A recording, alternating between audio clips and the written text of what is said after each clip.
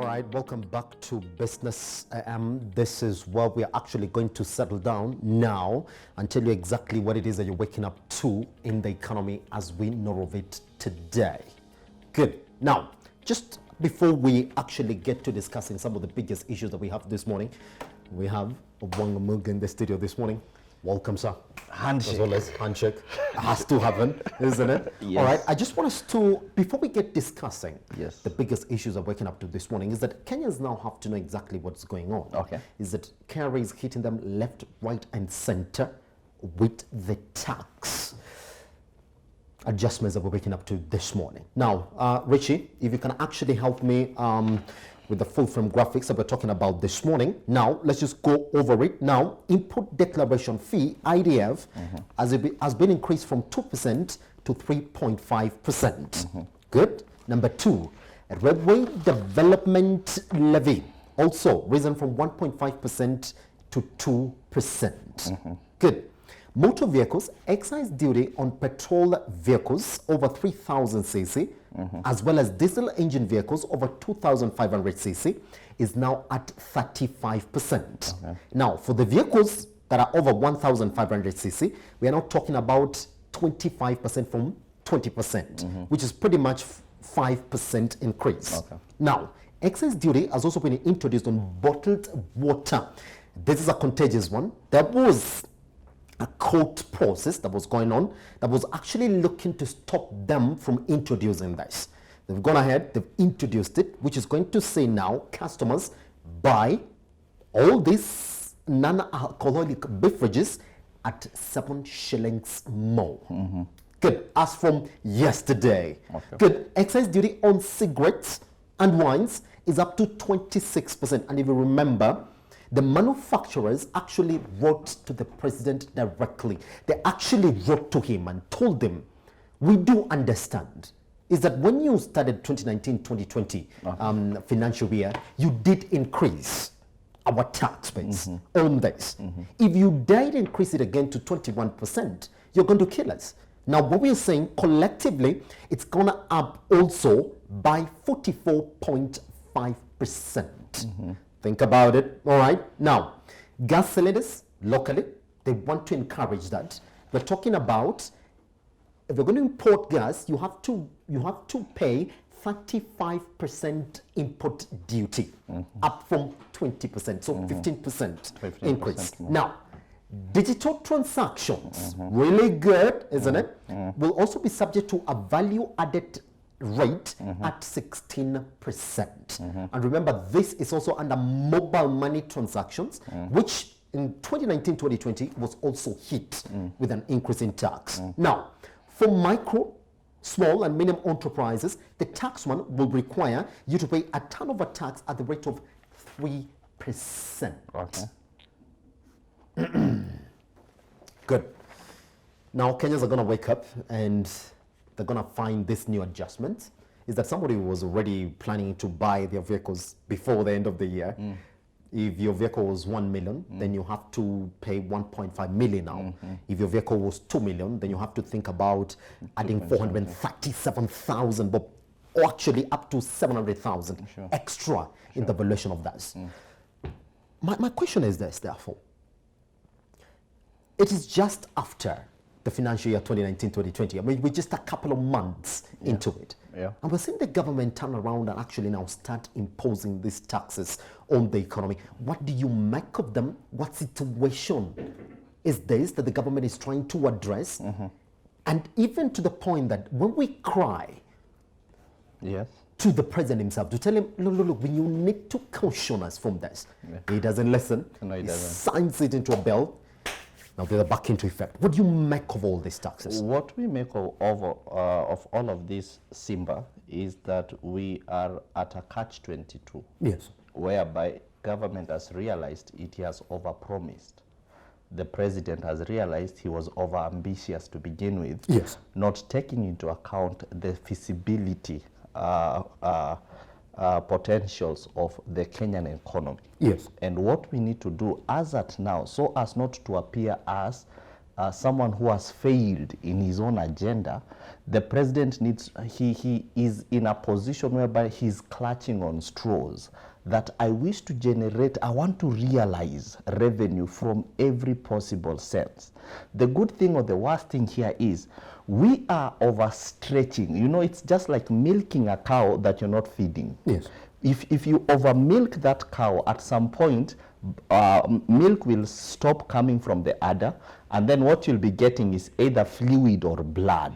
So we are in a point whereby Kenyans are beginning now to release fluids or blood. And as the taxman, and the taxman is really relying on the misconception of the middle class in Kenya, whereby everyone has this thing that if I own a car today, then my status for some strange reason has changed. Yes. And the people that are actually owning cars are entering into debts to own cars. So which means I'm entering into two ditches, so to speak. That is the problem that we have. We have an economy that is not robust enough. I don't know if the loans that we have been seeking out for, we have been turned down. But as of now, we are really looking at, can we get money from whichever source? We don't care if we are hurting our own people. We don't care if you guys will be going to sleep on empty stomachs. Yes. But can we get money to meet the developmental agendas and the big four agenda of the president? Yes. So as at now, the president is in this place whereby the president is actually, and I wouldn't want to say the president per se. Let me just call it the entire administration of the president. The presidency. The administration is looking at, we have an opportunity to get it right with this thing of, this is the legacy of the presidency. This is the legacy of this administration. And in us meeting that legacy, then at some point we are forced to incur more.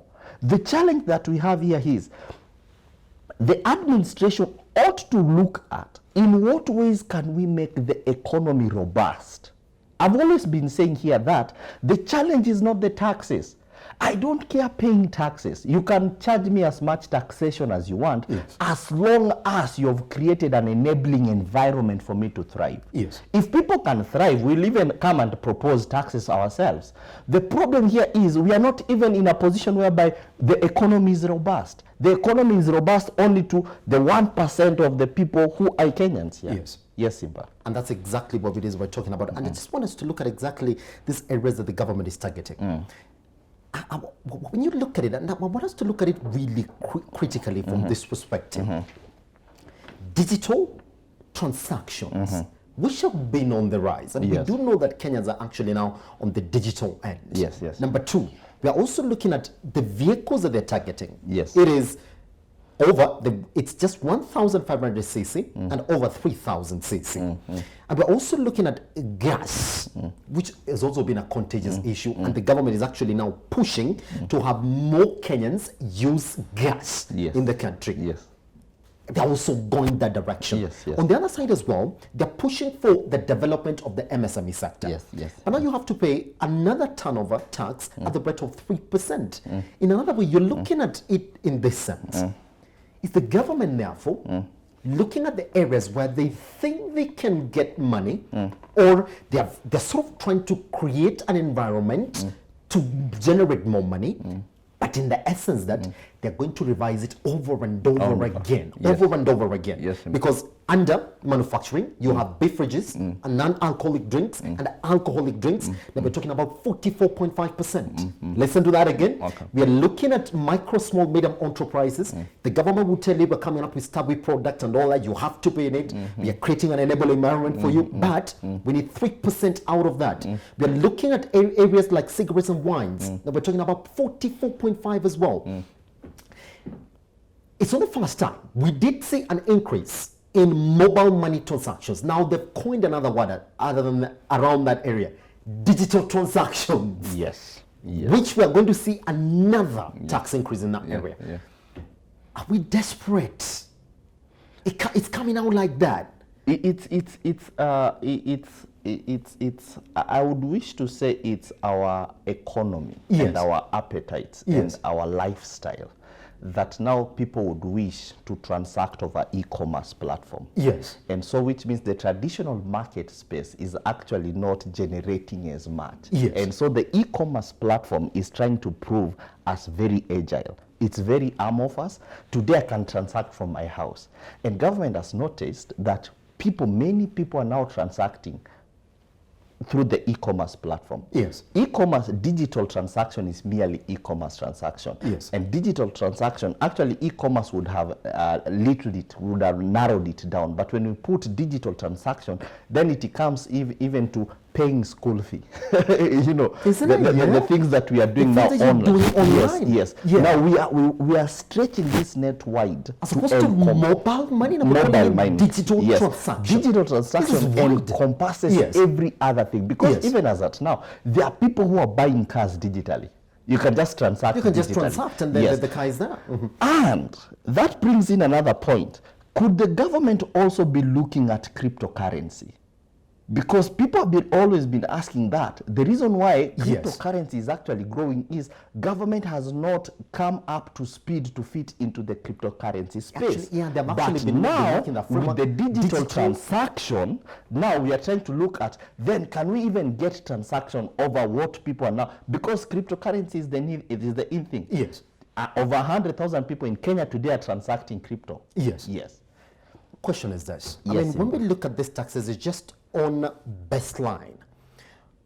When we look at exactly now this digital transaction that we're talking about here, we're talking about vehicles and all that, we're talking about import declaration.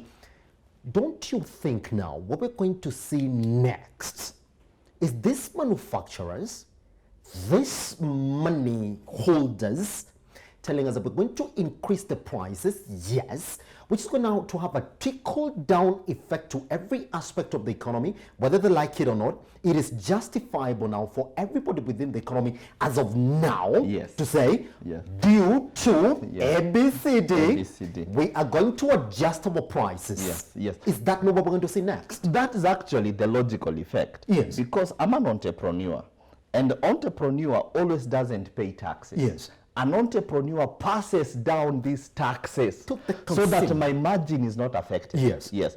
I don't have no problem, but the problem is I will need to move on these taxes. Even when I'm factoring my pricing policies, then I factor in taxation.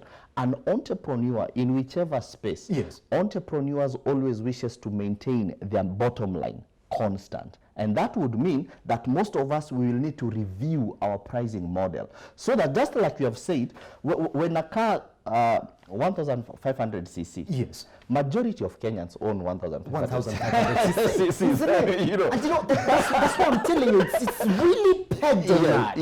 Majority of us, it's 1,500 cc. 1,500. Majority of cabs, actually Kenyans nowadays are just buying 1,500 cc, and then you have it as a side hustle. This is my cab. So that fits into that market. But an entrepreneur will always want to maintain their bottom line constant. So that would mean that let me move this taxation and let me factor it in my pricing model.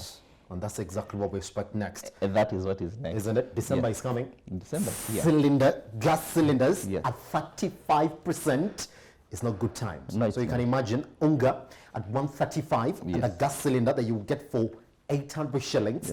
Now you're going to get it at around 970. That's a lot. Not good times for Kenyans, I can tell you, isn't it? All right, let's just cross over therefore. Next to another big issue now. Now, the question that I'm asking this morning is that will be merging anti-counterfeit agencies help curb substandard goods in the country? Now, the government plans to unify or bring together Kenya's anti-counterfeit bodies to curb substandard goods in the market. Now, the move targets to form a larger organization which will encompass the Anti-Counterfeit Authority, SCA, Kenya Industrial Property Institute, KPI, and KEBS. Now, the war against counterfeit and substandard goods rages on after KEBS recently banned certain peanut butter products over excess aflatoxin content. Now, CS Peter Munya told the National Assembly that they are looking or relooking at the agencies that are fighting counterfeits and substandard goods in the country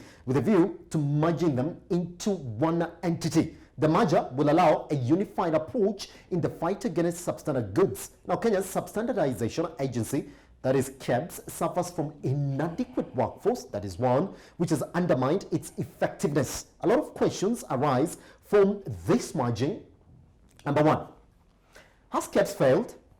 And if it has, will merging unions that are anti-counterfeit work in a different way? And will they use what KEBS hasn't used so far?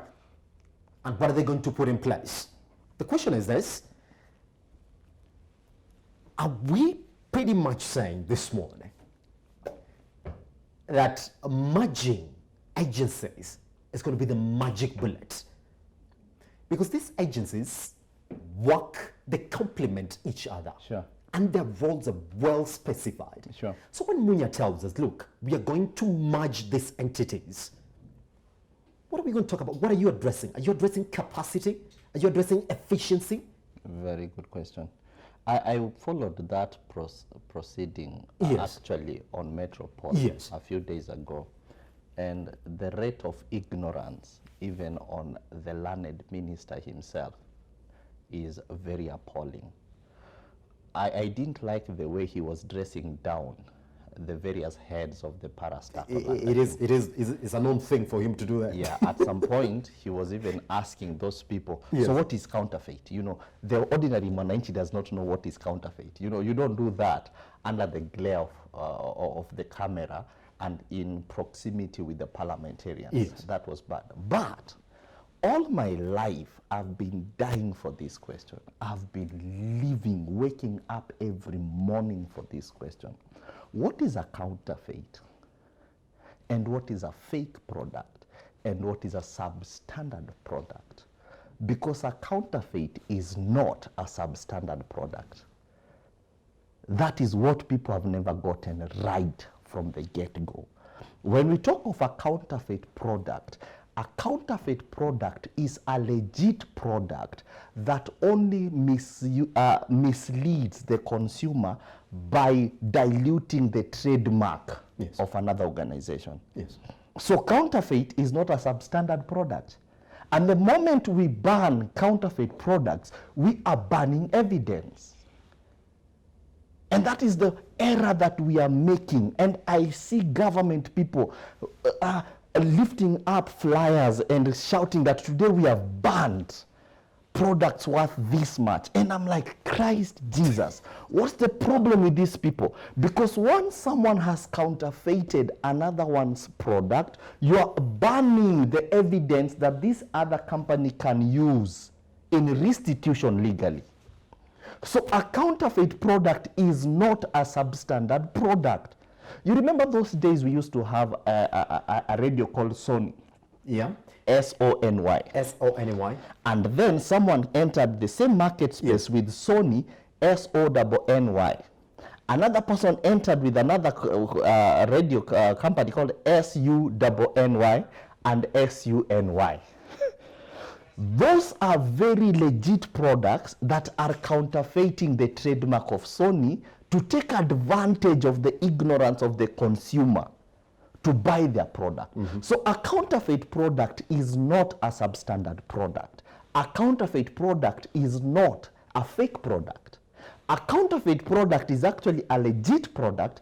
Even nowadays, all these things that people are buying, very few companies today are running out their assemblies. Very few companies are running out their manufacturing department.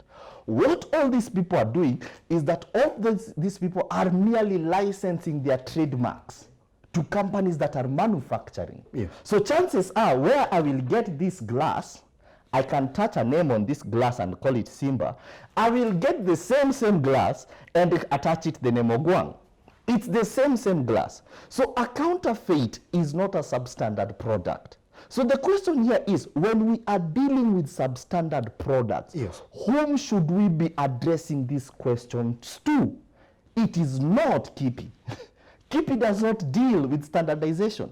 Kipi merely deals with that, can I go and seek registration? Yes. Can I register my trademark? Can I register my patent? Can I register my industrial design? When it comes to copyright, purely it's dealt with by Kenya Copyright Board. So when we are looking at substandard products, products that do not meet the threshold of human consumption, Yes. then we should be asking tough questions to KEBS. Merging these organizations will only tend to maximize and multiply the confusion of operations that already exist. And that's exactly what it is we're talking about. And that is what we are talking That's about. now clear. Yes. That's clear. I also want to throw a damper in whatever Munya is really trying to say yesterday. Right. Look, we've tried to address, and I don't want to go into areas of counterfeit and substandard and illegal products into the country, because there is certification that is issued on point of origin, and KEBS keeps on telling us that we are making our operations now easier to the point that you don't need to be issued with another certificate when your products get to the port. No, is that we have agents and agentry services in the point of origin. Everybody does know that when you're going to import your product, you make an order. Sure. And KEBS just last year, they were announcing that we are making it smoother now. We want to issue with a certificate of compliance from the point of origin. In this sense, that we know the products that are coming in, we know what is in those containers even before they are on the way here. Sure. Then why do we turn around? After you putting down these frameworks of where these products are coming from, that they need to be inspected, they need to be cleared from the point of origin.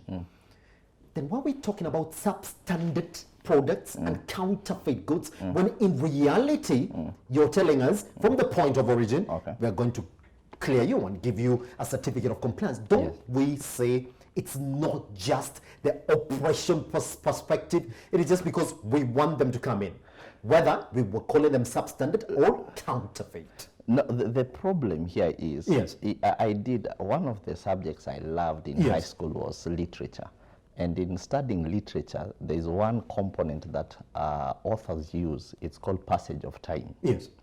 When a commodity takes 3 months in the sea, on the high seas, to get here, then does that affect the quality of that product when it arrives at the point of order? Point of origin notwithstanding, we have passage of time. Does that passage of time affect the quality of that product? Yes.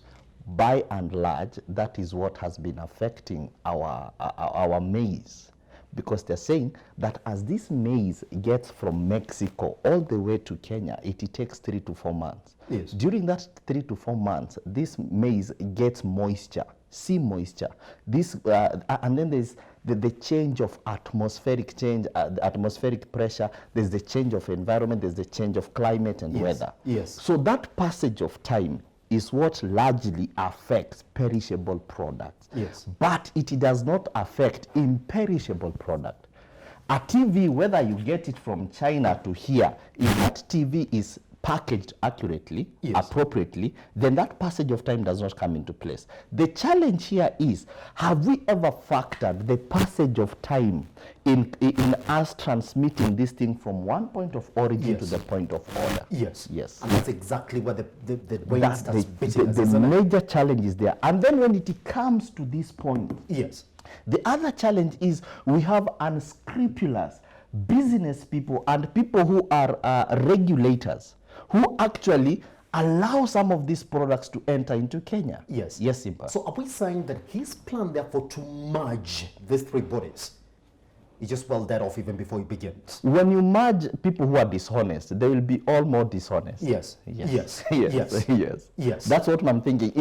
If you merge epileptic people, they'll just be all epileptic.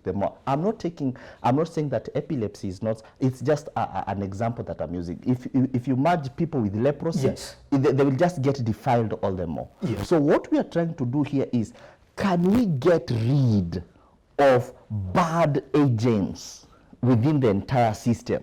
Because if we have clean agents, people who are actually taking their job seriously, then even some of these things that people are going through will not happen. Yes. Yes, Simba. And that's exactly where we start talking about this one. Yes, now, Tracy, I think you can take us to our last item this morning, which I think I just want us to leave Zimbabwe alone, Okay. isn't it, for some time, Okay. and then go to our last issue, which is another biggest issue this morning. We're talking about Kenya's taste of tea in Lesotho. Good. Now,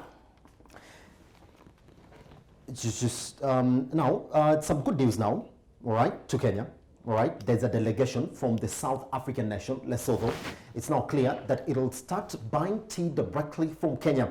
Speaking at Ngorongo Tea Factory in Kiambu, Lesotho Minister for Agriculture, Simone Letsane, said his country would collaborate with the Kenyan government in the purchase of tea, although it also intends to start growing its own tea. It does not grow tea, a move that is aimed at creating employment for its people. Now, value-wise thinking, Ngorongo Tea Factory General Manager George Mugo said that they have also discussed an open trading window where they can export processing and bulk tea to the Lesotho market. This is good news for our Kenyan farmers. Okay. But I want us to approach this issue from this perspective.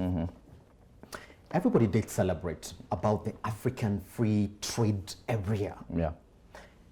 Right now, tea farmers in the country are crying of the worst bonuses in a decade. But when we look at the tea chain value, we are nowhere to be seen. Yes, tea is overproduced in the world, as we know of it right now, is that we have a couple of million kgs and tons that are actually surplus. And you would expect that this man called this man called Kunjuri, it will be at the forefront in addressing agriculture issues in this country. Okay. And most importantly, tea. This is good that Lesotho is telling us we can give you a market. They don't grow tea. As opposed to that, we've seen a lot of issues go in agriculture. We are fighting to build dams. We can actually say that that's in the irrigation docket. Fine. But when it comes to actually helping our farmers sell their products, sell their wares, do you think that this man called Peter Munya has done enough to market our products in Africa, especially when it comes to tea? No, he hasn't. In the same proceeding, CS Munya said Yes. that the challenge we have with our tea and our coffee at the global market space is that they're not competing at the same level. And he said largely owing to value addition. Yes. It's not in the part of the processing, it's largely in the part of branding. The Lesotho thing is good, but if you're selling tea to Lesotho, the population is at 2 million. You know, that is like voters wa Kiambu. So it's not really a market that can sustain our output. Yes. I would really wish that we had someone from Korea coming for our tea. Yes. Then that one would mean it's a very agile market with potentials of growth. What we are really looking at is the entire agribusiness chain, the entire agribusiness system really needs to relook at how do we make it vibrant as a part of our economy that this entire sector can actually carry the wishes and can actually carry the output and the productivity and the aspirations of the farmer and the entire ecosystem within the agribusiness. But as at now, our tea is I hear is #1 in the world. But what are we lacking? What we are lacking largely is from the point of know-how in the farmers themselves. That in what other way can we add value in our tea as at now so that our tea can attract premium pricing? That is what we are lacking. In our country, in our economy, in whichever sector you look at, could be manufacturing, could be technology, could be sports, we are lacking that component of value adding on whatever we are doing outside what we are doing, because tea is not an end product in itself. The end product of that tea is in the lifestyle it evokes. A huge part of evoking that lifestyle is the packaging to suit the appeal of that lifestyle of the consumer. And that's why guys in Nairobi are buying coffee at 250 shillings. A mug of coffee. And they're calling it double. 250. Why? Because when I I'm in this establishment, I feel that this establishment corresponds with my lifestyle. So there is that component of value addition. Have we added the appropriate value that the global market space is looking for? A huge part of that is, can we relook at developing models around our branding strategies? Can we relook at developing models around our packaging strategies so that we can fit into the lifestyle and the preferences of the end consumer? Yes. Yes, Simba. Richie, just 2 minutes, because I don't think we can close the show this morning without talking about this. We have 2 minutes just to clear this conversation. And I want to ask you this.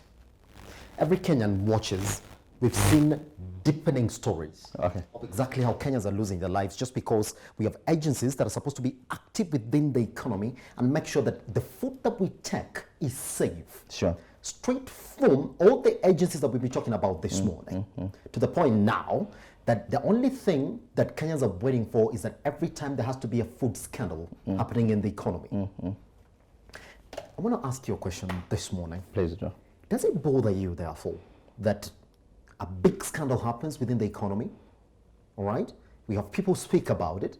We have the same agriculture ministers who are telling you, I'm actually myself scared for my family because my family takes milk and they take ugali. And these are the same people who are supposed to actually take care of us. That's their job. As we speak of this morning, your top man is not addressed it. Hasn't. Not ever. Not ever. Hasn't. The second man, not ever. Even the right man in that docket has not. Even when CAPS talks about it and any relevant agency, they speak about it as watchers. We've also been told. Does it bother you? Who's sleeping on the job? It doesn't bother me. It irritates me. It really irritates me. And it gets me mad. The problem is Kenyans are not people who get angry. I loved what they did for the ICPD conference thing when they expressed that these are our reservations. I wish we could have people who could be angry, really angry, to a point whereby some heads need to roll. If we need to impeach the presidents, then we impeach the president. If we need to get people out of their offices, because these are people who are earning a lot of money. These are people who are driving big cars. Yes. We are thinking that they are acting in our best interest. That thing and the entire story about food contamination is as deep as we can think it's as high as we can think. And it goes to this grain people, what do you call it? Kenya something. Kenya Cereals and Produce Board, isn't it? Yeah, KCPB. Yes. It starts with KCPB. It starts with the Ministry of Agriculture. It goes to Kenya Bureau of Standards, because the entire maze of all of this, that entire confusion is with government. And some people are trying to tell us now what we would call quote-unquote expert. They're trying to say, no, this is not a problem at NCPB. This is a problem that begins with the farmer. Are you kidding me? Are you kidding me? When you have sowed your grain of maize, it dies. So you coming to tell me that grain of maize still has within it that infection does not make sense. We are trying to apportion blame where that blame should not fit. If you tell me subsequently that the chemicals that we are applying matters, then we ask ourselves, then who has brought in this fertilizer? It's government still. So is it that government is trying to do this? Because the mere fact that the president has not spoken about it, the president or even the people working around the presidency, the people that are handling his social media pages have not even expressed something that we would say, oh, the president has gotten notice of this. Then what we are trying to say is that we are waiting for a day whereby Kenyans, especially the middle class, will get angry with some of these things. Yesterday, there's a joke I saw somewhere where there is a lady who was saying that thank you, President Kenyatta, for hosting this thing. And everyone was saying, I hope, madam, you didn't give him money. Don't give this man money. Don't give this man money. What we need is for us to stop expressing our indignation, to expressing our anger online, and make it felt physically, whereby people, we should go actually and camp around the president's office, or even camp at State House and tell the president this is not acceptable. On that note, we take a short break. Once we come back, Metropole sector trends.